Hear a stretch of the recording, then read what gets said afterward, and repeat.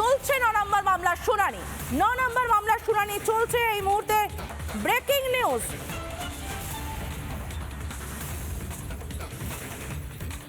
37 নম্বর মামলা, মমতা বন্দ্যোপাধ্যায়ের মামলা হচ্ছে 37 নম্বর মামলা। 37 নম্বর মামলা এই মুহূর্তে 9 নম্বর মামলার শুনানি চলছে, 7 নম্বর মামলার শুনানি শেষ হয়েছে। আমি সন্তুর কাছে চলে যাব। সন্তু, একটু যদি মমতা বন্দ্যোপাধ্যায়ের এই দিল্লি দৌড়, আমরা মামলা সংক্রান্ত আপডেট তো লাগাতার তোমাদের কাছ থেকে নিচ্ছি, পাশাপাশি তুমি যেহেতু রোজ ফিল্ডে থেকে মমতা বন্দ্যোপাধ্যায়কে প্রশ্ন করো, মমতা বন্দ্যোপাধ্যায় এত মরিয়া কেন, এত দিল্লি দৌড়ের চেষ্টা কেন?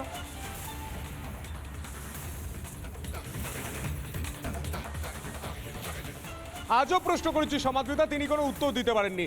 আমরা তো চেয়েছিলাম মমতা বন্দ্যোপাধ্যায় সুপ্রিম কোর্টের আগে, অনেক আগে আসুন, যখন মন্টুরাম পাখিরা নিউটনকে, বাংলাদেশে যে ছাত্র আন্দোলনের সামনের সারিতে আন্দোলনকারী সেই নিউটনকে ভারতের পরিচয়পত্র বানিয়ে দিয়েছিলেন, ভোটার লিস্টে নাম তুলে দিয়েছিলেন, ভোটার কার্ড বানিয়ে দিয়েছিলেন, সেই নিউটন একবার নয় 3 বার এখানে ভোট দিয়ে গিয়েছেন।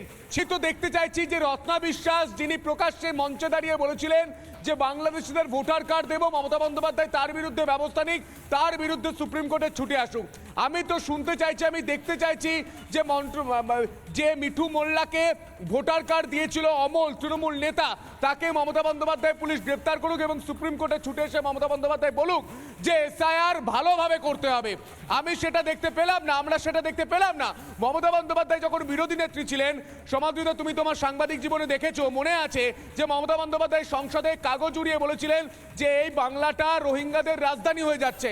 মমতা বন্দ্যোপাধ্যায় কলকাতার রাজপথে হেঁটে বলেছিলেন যে বাংলাদেশি রোহিঙ্গাদের ভাগাও, বাংলা বাঁচাও। সেই সময় মমতা বন্দ্যোপাধ্যায় এক ছিলেন, আজ মুখ্যমন্ত্রী হয়ে পাল্টে গিয়েছেন।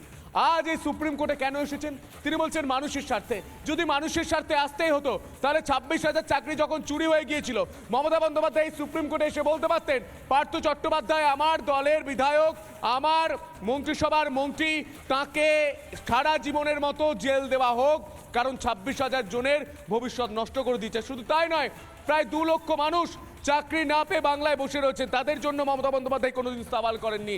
অভয়া, আমার দিদি অভয়াকে ধর্ষণ করে খুন করা হয়েছিল, গোটা পৃথিবী একযোগে প্রশ্ন করছিলেন, তখন মমতা বন্দ্যোপাধ্যায় সুপ্রিম কোর্টে আসেননি।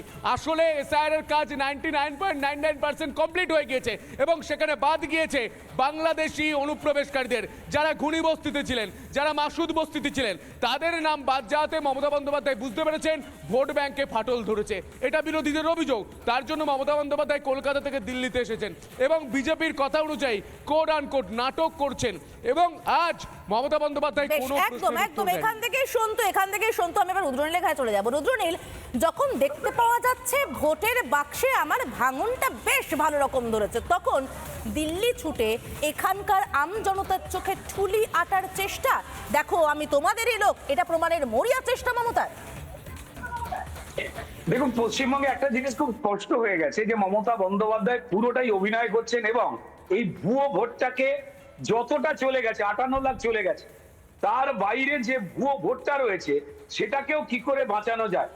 আমি যেখানে বসে কথা বলছি আমার থেকে অনতি দূরেই যাদবপুর, এবং সেখানে আপনারা জানেন যে কিছুদিন আগে বিএলওদের ওপরে যে প্রথম থেকে চাপ তৈরি করা হচ্ছিল, যে মমতা বন্দ্যোপাধ্যায় ঘোষণা দিয়েছিলেন যে কোনো নাম যাতে বাদ না দেওয়া যায়, সেই চাপ সহ্য করতে না পেরে পরিষ্কার অশোকবাবু বলে একজন বিএলও, তিনি আত্মহত্যা করতে বাধ্য হন। তার স্ত্রীর বিবৃতি বয়ান আমরা স্পষ্ট করে শুনেছি।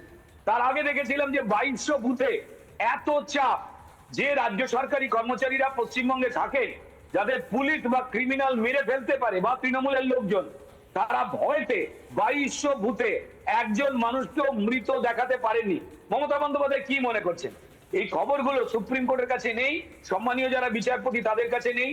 সম্মানীয় বিচারপতিরা কি জানেন না যে পশ্চিমবঙ্গে এই মুহূর্তে মানুষকে বিরক্ত করবার জন্য তৃণমূল একটা নতুন উপায় করেছে? এক, তারা এই রাজ্য সরকারি কর্মচারী, বিশেষ করে ইআরও এবং এইআরও, যারা ডিএম এবং এডিএম পদাধিকারীর লোকজন, তাদের অধিকাংশকে দিয়ে যে যে সমস্যাগুলো লজিক্যাল ডিসক্রিপেন্সি সোজা করে মিটিয়ে দেওয়া যায় সেগুলো না মিটিয়ে তিনি তাদের বারবার ডেকে হেনস্থা করছেন।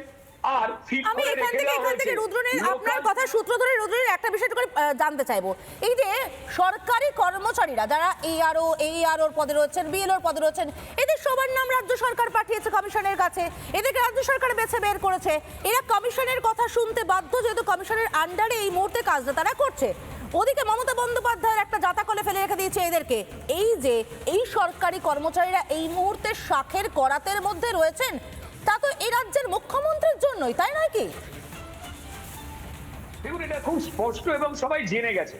এই যে পুলিশ মানুষকে এত হেনস্থা করে, যে কোনো মানুষের গণতান্ত্রিক অধিকার, মা বোনেদের অধিকার, এগুলো যখন লঙ্ঘিত হয়, লুট হয়, তখন যে পুলিশকে আমরা দেখি যে তৃণমূল চাকরি চুরি করেছে, আর যাদের চাকরি চুরি হয়েছে সেই হিন্দু মুসলমান ছেলে মেয়েদের পিটিয়ে রক্তাক্ত করে দেওয়া হচ্ছে, বিশ্বাস করুন এই পুলিশেরও খারাপ লাগে।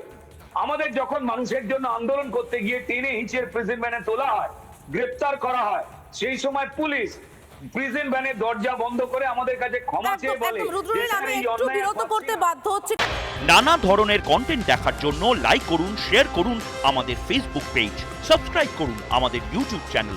পাশাপাশি অন্যান্য ব্রেকিং নিউজের জন্য অবশ্যই চোখ রাখুন রিপাবলিক বাংলায়।